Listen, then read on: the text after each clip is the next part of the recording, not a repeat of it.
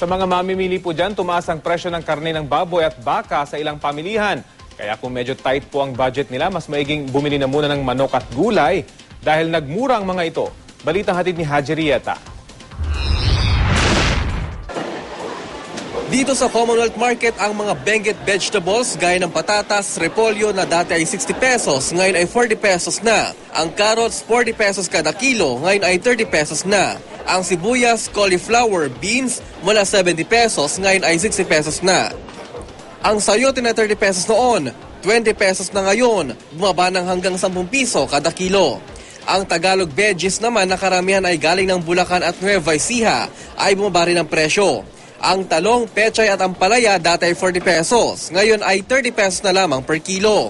Ang kangkong, saluyot, malunggay at okra nanatili naman sa 5 piso kada tali. Ang sitaw, 10 piso pa rin kada tali. Ang kalabasa na dating 35 pesos ay 30 pesos ngayon kada kilo. At ang upo na dating 30 pesos kada piraso, ngayon ay 25 pesos na lang. Marami bang supply ngayon? Marami. So, anong kailangan natin gawin? Siyempre, magpabenta talaga para makapangbayad ng puwan ng gulay. Ito talaga binababaan para maubos din supply. Kailangan talaga eh.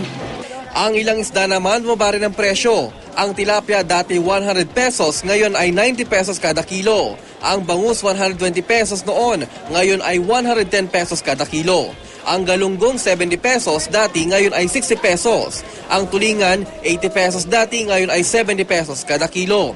Ang bilong-bilong naman 120 pesos dati, ngayon ay 110 pesos kada kilo. Bumaba rin ang presyo ng kada kilo ng manok mula 150 pesos, ngayon ay 120 pesos na lang ito. Pati ang choice cut bumaba rin, kaya naman malaking tipid daw ito para kay Aling Rita.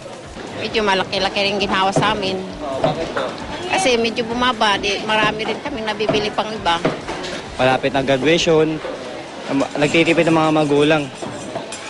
Siyempre, wala kami magagawa dahil ngayon, sobrang tumas na mababa naman ang presyo ng manok mo talaga ngayon. Samantalang karne ng baboy, tumaas ang presyo. Ang dating 160 pesos noon, ngayon ay 170 pesos na per kilo. Habang ang baka naman, 240 pesos noon, ngayon ay 250 pesos na kada kilo.